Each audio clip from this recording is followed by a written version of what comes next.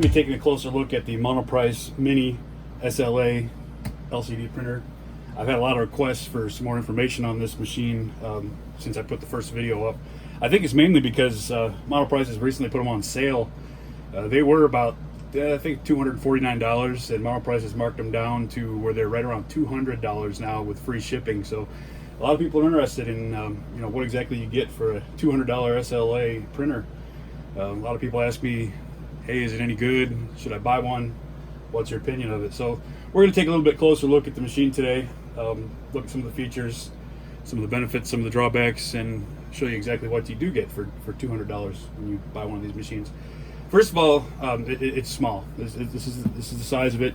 It's about 8 inches by roughly 11 inches or so. Same footprint as something like a Photon, except the Photon's considerably taller, maybe about 14, 15 inches tall. Little bit bigger footprint than like the SparkMaker back here, which is the other kind of small format printer. As far as build volume goes, the Monoprice Mini has a 118 by 65 by 110 millimeter build volume. It's that size there, as opposed to something like the Photon that has a 115 by 65. So roughly the XY is about the same. Monoprice is actually a little bigger, but your Z dimensions where you're going to have the big difference here. It's only 110 on the Monoprice Mini. The Photon is going to be 155. So that is going to give you, Photon is going to give you more build volume as far as the Z dimension goes. The other smaller printer, the SparkMaker here, has actually a slightly smaller X and Y. The SparkMaker is 55 by 98 with a Z dimension of 125. So you do get a little bit higher Z dimension there. You'll be able to print slightly taller objects on the SparkMaker, but you don't have the XY. So that's the difference between the two print volume wise. Price wise, especially with this being on sale, this one is less expensive. This is $200. The SparkMaker starts at about $229. So it is a little bit less expensive machine on top of having a slightly larger build volume. Another big advantage of the Monoprice Mini over the SparkMaker is that there is a LCD display, a user interface directly on the machine itself. The SparkMaker doesn't have that. SparkMaker, you put one file on your SD card, you put it in, push the button, starts print. Simple, but it has some drawbacks. It doesn't have any kind of indication as to how far along the print is. No information about how much longer the print's going to take. It just keeps going until it changes color and finishes the print. There's no feedback on that machine at all. Obviously, the Photon does have a touchscreen.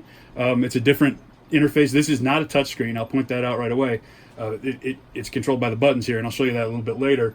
But it does have an output directly on there where you have a user interface you can see, where the SparkMaker does not. Now, as far as transferring files into the Mini uses a micro SD. The slot's located up in the front, which is convenient. Sometimes, I don't know why it is, but printer designers put the slots in weird places on the back and make it tough to get to. Right up on the front. Connections are pretty easy. You got a power supply going in here. DC 12 volt, obviously comes with the adapter, and your power switch is there. The machine itself, it's a pretty sturdy case. It's a combination of plastic and metal. Not overly robust, obviously, but it's about what you'd expect for an entry-level budget printer like this.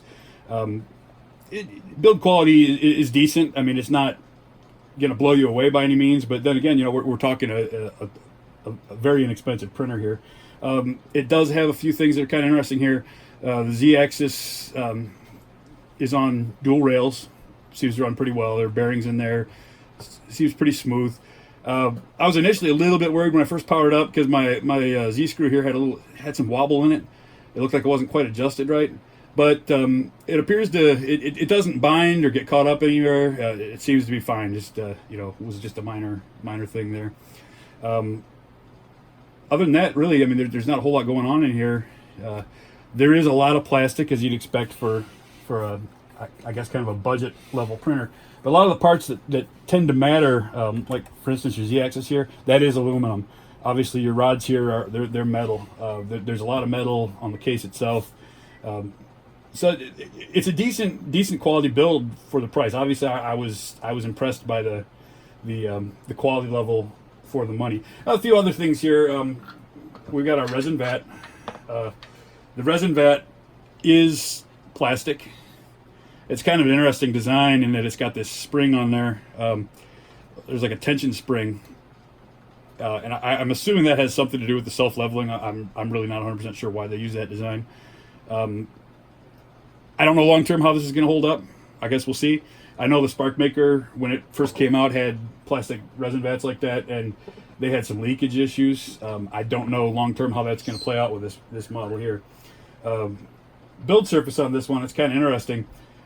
It's plastic on the top, then it's got an aluminum kind of insert in there, which is kind of interesting. It also, and this is unique to this printer, it's held on by magnets, which is kind of interesting. That's not a system that would probably hold up on a larger printer, just because you got that pull force coming off the FEP, and that's considerable on a large print, and it just wouldn't hold up. But so far on here, I haven't had any issues with it. I was a little worried about that at first, but it doesn't seem to be much of an issue. It's kind of nice in a way, because you don't have to unscrew anything, don't have to do anything like that. You just kind of snap it on there and it's on, and you just kind of twist and pull and it comes off. Now obviously it's unlocked right now because this printer is fully self-leveling, which is kind of a neat feature, honestly, and something you don't find in printers. Do spend a lot more money, and when I say a lot more money, I mean a lot more money. And that's got its ups and downs. I think leveling, it's not overly difficult on any of the other machines. On a Photon and all that, it seems to intimidate a lot of people. It's one of those things where once you get it down, it's not really that hard. But it's kind of, I guess to someone who's completely new to SLA printing, it is something that's kind of a little bit intimidating, and this kind of just eliminates that from the whole process. So we're gonna go ahead and get some resin loaded in this thing, and then we're gonna start a test print up, and I'll show you how that self-leveling works. So before we get a print started here, I'm gonna run through the menus on the Monoprice Mini SLA printer here real quickly. It's a very simple menu setup, pretty easy to follow, pretty intuitive. First thing I had to get over is I'm so used to touchscreens, I kept trying to push the buttons, but obviously that doesn't do anything. This isn't a touchscreen. Rather than have a touchscreen, you have basically an up and down button, and then the center one is an enter. There's three menu options. You got print, profile, and control. Control gives you the ability to come in here, raise and lower the Z-axis.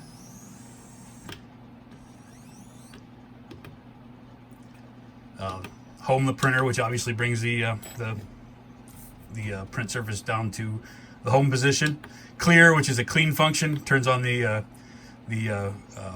UV screen for 10 seconds, lets you clean out your vat, and then back, obviously, brings you back. That's all there is to the control menu. Profile menu. This allows you to come in here and control. You can upload resin profiles into the printer itself. So when you're printing a file, you can use the resin profile that's in the printer. This allows you to come in here and delete any extra ones that you might have. And then the print menu, which should be pretty self-explanatory. It's going to bring up the files that are on your micro SD card, and in order to print one, you're going to select it and hit print. For now, we'll just scroll through here. I'm going to exit, and then we'll go through the process of setting up for a print.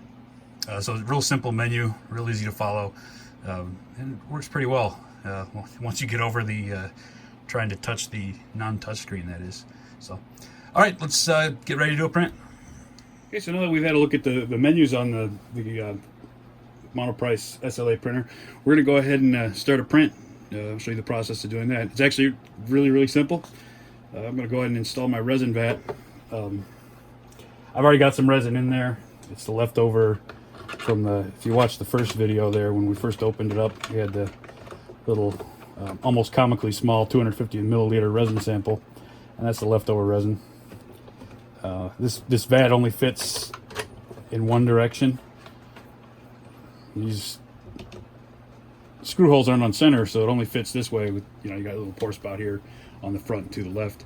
There's probably enough resin to finish this print. I'm not overly upset if I run out for the end of this print, since it's just kind of a little trial run. I just want to run out and get rid of the rest of that clear resin I've got before I switch over to, I've got more Monoprice white resin. So we did that. We're going to go ahead and install the build plate, which is just a matter of snapping the magnets on, and there we go. I've painted the little molded in icons up here with some yellow paint, so it'll be a little bit easier to see during the build process. I also painted on the little knob here so you can see the movement. Otherwise, when it was all black, it's real hard to see. You can visualize it a little bit better this way. So, all right, we're ready to go ahead and print. SD card's already in. I've got a preloaded model I'm going to print. It's a little test cube. I'm going to come down here. The file format is CWS, which is Creation Workshop. That's downloadable from Monoprice's webpage. There are other ways to print from this machine. I haven't explored them a whole lot yet, but I understand you can print from several other different file formats using the internal settings on here. We'll get into that later into some more advanced videos once I've actually played with this a little bit more. I just need some more time to experiment with it before I'm confident enough to tell someone else how to do it. Okay, print testcube.cws. Yes, and it's going to bring up this first print screen. All right, this screen, first of all, it's going to go ahead and home. See, it's unlocked up here, arrow point unlocked. It's going to drop down into the resin. It'll take a few seconds.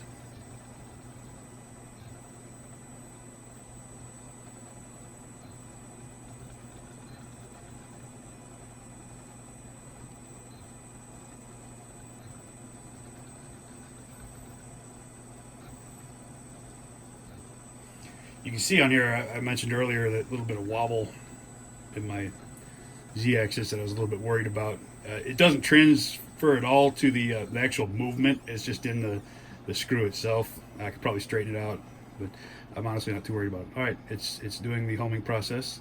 It's now doing the leveling. I'm going to want to watch up here.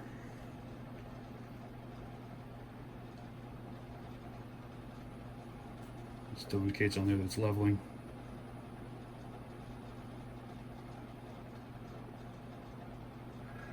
There it goes. Switched over to locked. The leveling process is done. And it's doing the first exposure. Now on the screen down here you can see it's got our base cure time, which is set at 40 seconds, then our cure time, which is 8 seconds per layer. Raised distance is 5 millimeters. Gives you the option to pause and then also to cancel down there at the bottom. This in the middle is kind of the status. It's telling us that it's doing an exposure right now, showing us it's on layer 1 of 400, and then the time will eventually show up here once it starts, gets an idea. Once it gets a couple layers done, it'll give you a projected completion time. And then down here it's giving you the height.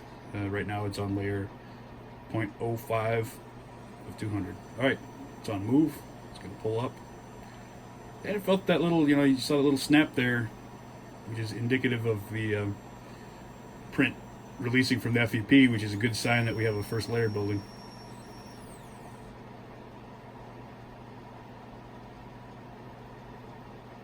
And we get our next layer.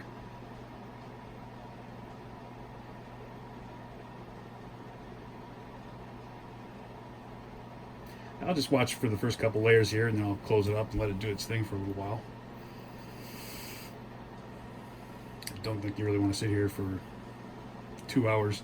It's showing 2 hours 48 minutes right now. That'll probably change a little bit as it gets along into the print, but that's fairly close. It'll be about probably 2.5 hours or so for this print.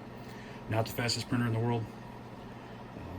Then again, it's also not the most expensive printer. In fact, right now it's one of the least expensive SLA printers. And there we go. It's raising.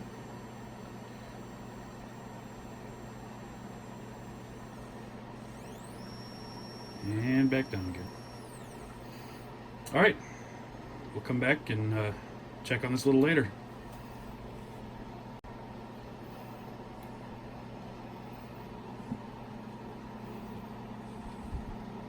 Take a look, see what we got going on. I'm going to pause it,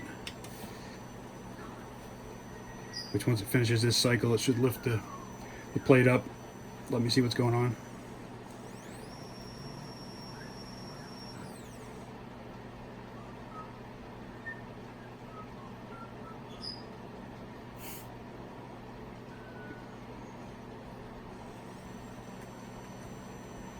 All right, so it finishes that exposure up. It's going to go ahead and lift it.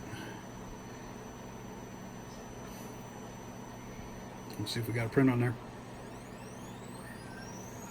And here it goes.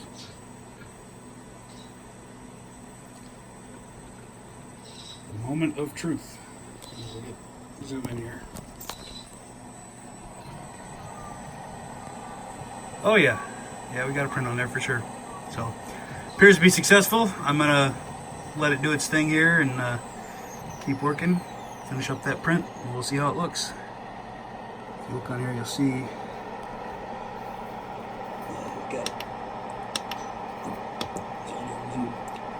about another hour and a half to go. So go ahead and resume that print. See how it turns out.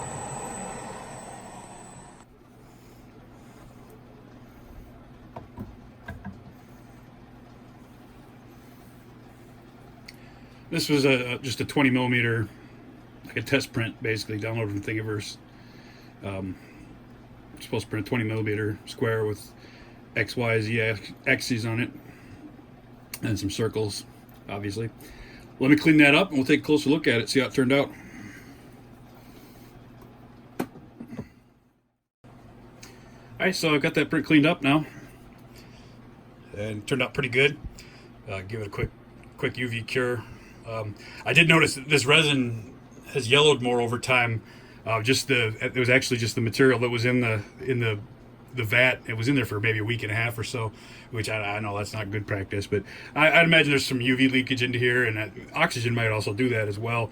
Because it's funny, because the things I printed earlier, this was done last week on the printer, are much clearer. This one actually hasn't even been through the curing process yet. It stays extremely flexible until it's cured. But they were much clearer last week. I think oxygen does have a part to do with that, because some of these, I'll show you some more prints in a minute here that I did on this that I cured in a water bath, which means they cure without oxygen being able to get to them. They tend to clear, or to cure much clearer that way. Some of the resin manufacturers actually recommend that. And that I've been doing that as a habit when I cure outside in the sunlight. I do it in a water bath. So this print we did today is supposed to be a 20 millimeter cube on the bottom. So let's take a look here. Take some calipers, check it. It's fairly close.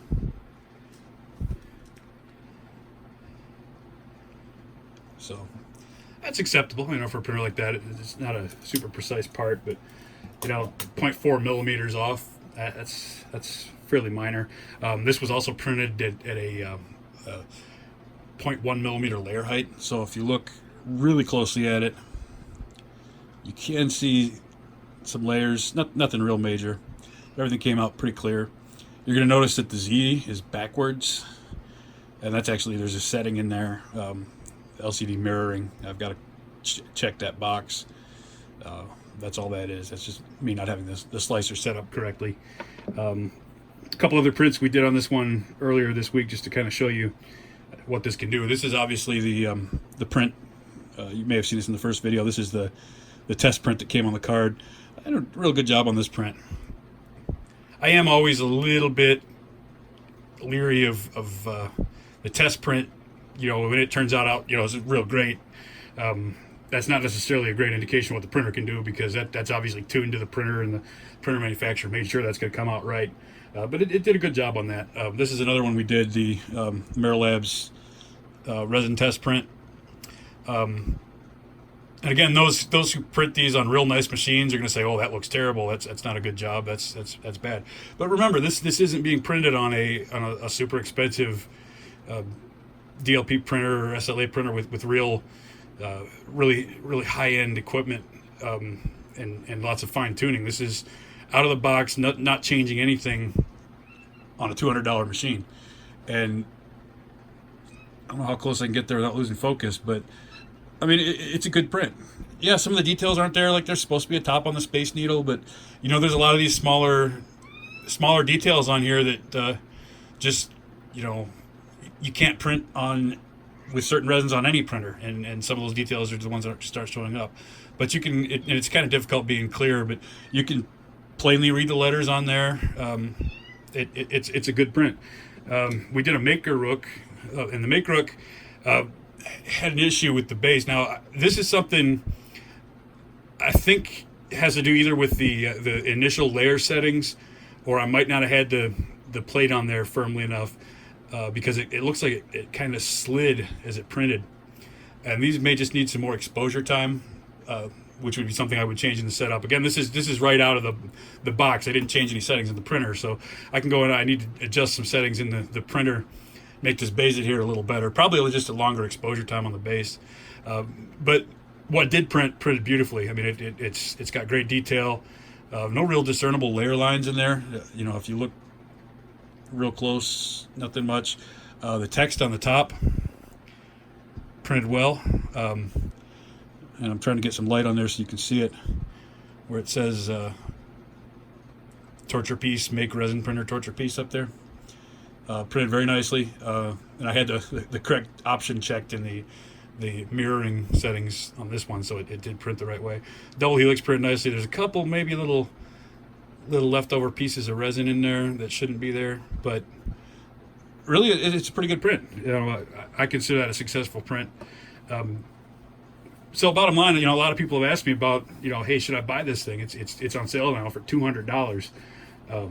I obviously can't speak to the long-term reliability of it. I haven't had it here very long. It's only been here a few weeks. I've only done, you know, half dozen prints or so on it. I haven't had any major failures. I've had one, and I think it's the same issue that the Make Rook had on it there, where the base didn't appear to have adhered very well. But other than that, everything printed well, and that miniature, basically, you know, the base looks like it slid. So again, I think that's something that can be corrected with the settings in the slicer. Now, about the slicer, Creation Workshop is, I guess, what you would call the default slicer for this. You can download that from the Monoprice page. I haven't used it a lot. I don't like it as well as Chitubox. I don't know if that's because I'm more used to Chitubox or what. You can also use Slicer and a few other programs. I'm in the process of kind of playing with that. I haven't done it enough to be comfortable with the process yet, so I don't want to, you know, tell you how to do that until I'm kind of more familiar with it myself. But I'm working on doing a video about slicing for this machine. There are ways to do it without using the Creation Workshop if you don't like that program. But you know, there's nothing wrong with it. It's a fairly basic slicer, but it gets the job done. It slices the files, and it's free. So overall, I'd say, you know, at $200, this is probably about the best buy right now in SLA printers. It's $30 cheaper than, you know, the Spark Maker over there, which does not have any type of display on it or user interface on the front other than just the dial. So really, it's also higher resolution. It's twice the resolution. So I would say, you know, at $200, if you're looking for something just to kind of get started in SLA printing without investing a whole lot of money, it's a good option. It's going to kind of get you into it, you know. And if you can deal with the slightly smaller build size, then, you know, I think you'll be pretty happy with it. It does also, you know, one of the other drawbacks to it, as opposed to like the Photon or you know, any of the other ones on the market now, that even the Elgu or the others, is that there isn't as much, I guess, what you call third-party support available. You don't have the user groups on Facebook. You don't have that kind of thing, and that's not something, I guess, to be taken lightly if you're a beginner, because, you know, the support available, you know, if you have a Photon, the support available online is unreal. You know, it's not coming from Anycubic themselves, you know, even though you know, they do have online support available by, you know, email or whatever.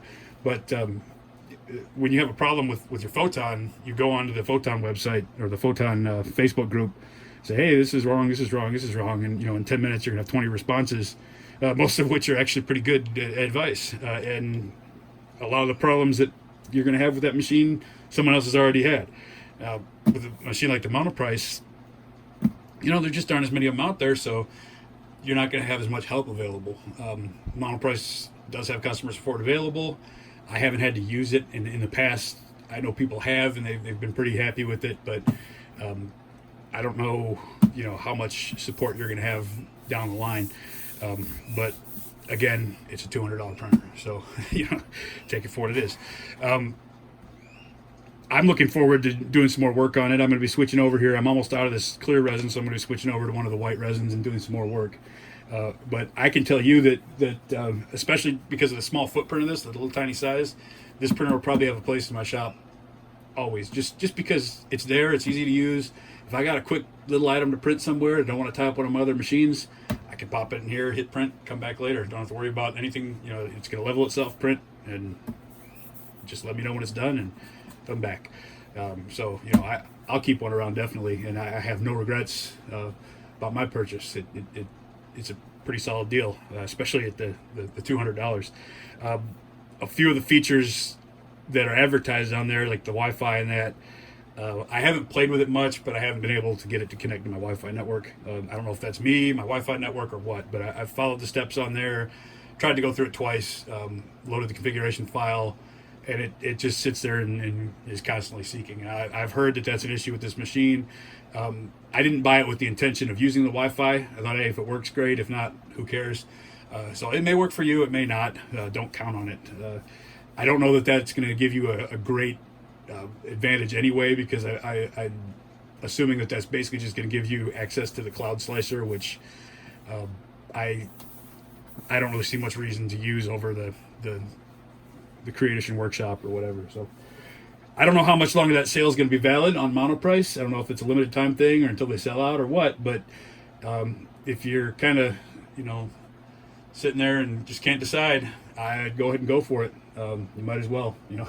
Like I keep saying, it's only $200, and what's money? You'll make more. So all right, we're going to get back to doing some more testing here, and got some other machines to get up and running. So if you have any questions, go ahead and post a comment down there. I'll do my best to answer them, or of course visit our Facebook group. The links to that and the website are up in the description for the video. And if you haven't subscribed already, make sure you subscribe to the channel, because I will have new content coming out over the next couple weeks. A lot of new content, so you won't want to miss on that. So thanks for watching.